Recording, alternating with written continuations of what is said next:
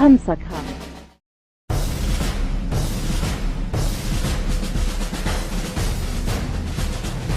In the blue square, we have Death in the Shape of a Panzer Battalion, submitted by Erolfos.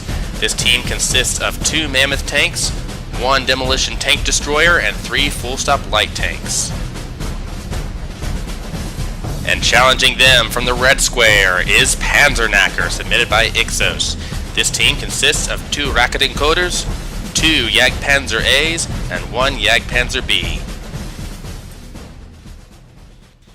Alright, the timer and the tanks are set up. Let's get this battle underway in 3, 2, 1, fight! I'd like to point out, it's been mentioned that because I run a potato PC, there's a lot of time lag.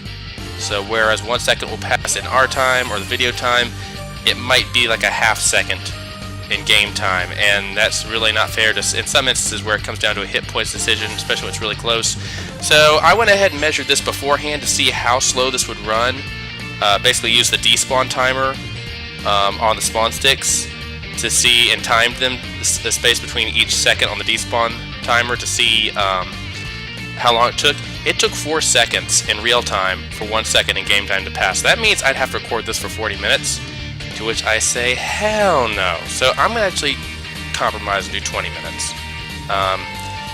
Basically, yeah, you're getting 5 minutes of in-game time, but usually that's enough to settle any real fight. If we do have an instance where it's going to be really close and we run out of time, I might extend it a little longer. But basically, time is probably not going to be a factor in any of these fights anymore, especially if they run this slow. I will test each one before starting off, because some may run slower than others due to just excessive amounts of projectiles or explosives going off. But anyway, that's enough about that. Just wanted to share what was going on. Let's get on to the action here. A full-stop light tank has already been decapitated. The demolition tank destroyer is charging fearlessly ahead, but it's getting absolutely pummeled by the Panzerknacker's fearsome barrage. Speaking of Panzerknacker, where'd they go? Oh no! Oh no! And there goes one of the Jagdpanzers. Yeah, the Jagdpanzers have amazing frontal armor, but once it's penetrated, the entire tank becomes a big bomb. And so, yeah, hopefully this guy won't shoot his companion in the back, because that's going to really be unfortunate. It looks like as they were reversing, they got a little twisted here. I'm not sure what hit that. I was busy looking at Death in the Shape of a Panzer Battalion when, well, Death in the Shape of a Panzer Battalion struck, and oh no, the Jagdpanzers are side on. The side armor is not that good on the Jagdpanzers. The frontal armor is incredible, but the side armor is nothing special. This is not good. They need to turn around. On the plus side, if one of them gets blown up, the other one should theoretically be able to turn around and, you know, avoid getting lifted. So far, they've taken the hits well, though. They haven't died. That's pretty impressive. There are those Mammoth tanks coming in. Oh, come on, Mammoth tank. Come on, Mammoth tank. Oh, that shell almost got into the side there. I don't know what they're firing. It may be frags. Oh, dear. Now they're firing through each other. That's not good. That's never good. The Jagdpanzers have a fearsome rate of fire with their dual-barreled 250mm cannons, but yeah, when they're firing through each other, it's not really ideal. See right there, the internals are all cannons and autoloaders. That's all there is inside these things. So you manage to shoot them anywhere, get through that heavy frontal armor, hit anything on the inside, they're going up like in a ball of flame. That's why I'm not even bothering looking at that one, because I know it's already dead. There's nothing left of it. Oh, the cannon's just been cored out of this one. It's still okay, but it lost its barrel. Somebody chopped it off at the base there. They're just laying it. They're the Rocket Encoders right there, scooting around behind the enemy lines. That demolition tank destroyer has seen better days. It has been absolutely pummeled by the Jagdpanzers.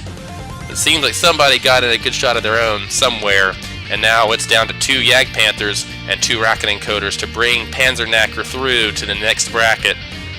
Remember, folks, this is a secondary bracket fight, so whoever loses this match is completely eliminated from the tournament and will no longer participate. The winner gets a second chance and will move on. Any loss in secondary brackets, though, is the end. That's it. Final fight. Oh no!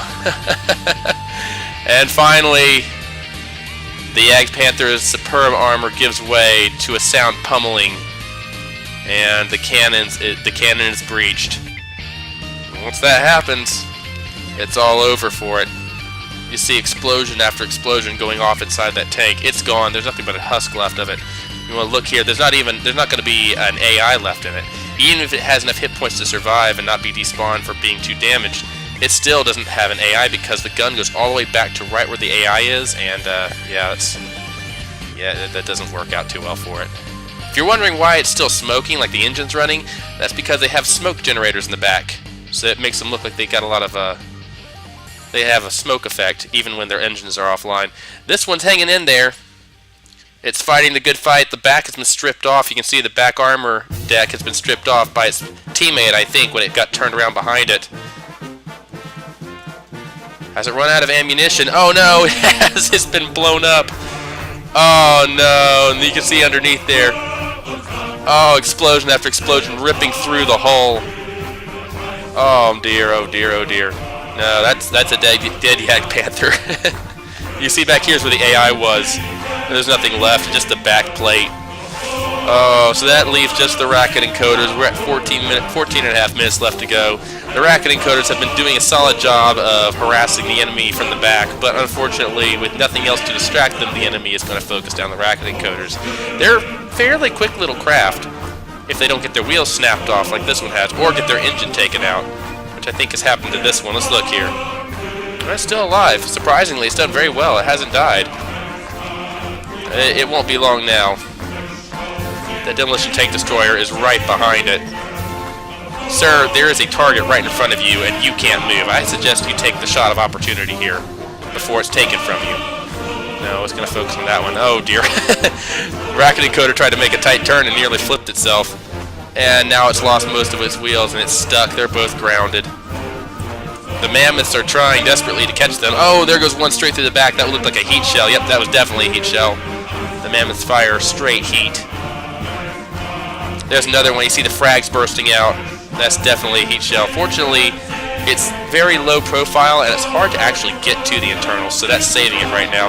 Oh, but the missile found the ammo deposit. And there it goes. Yeah, one last rocket encoder. That will be it. It has an AI, but little else to help it survive this. There it goes. 54%. And it will despawn. Well, that was a good fight. Very good showing for both teams, but turns out Panzerknacker didn't have what it takes to stay in the tournament.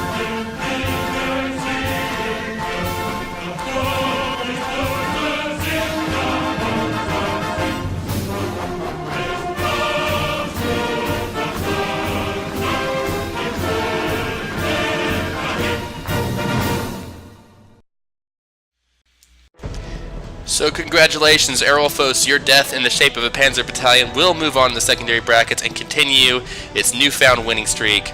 And my condolences to Ixos. Your brilliant Panzerknacker team has been defeated a second time, and it will no longer continue to participate in this tournament. But thank you for participating anyway. Thank you both for joining.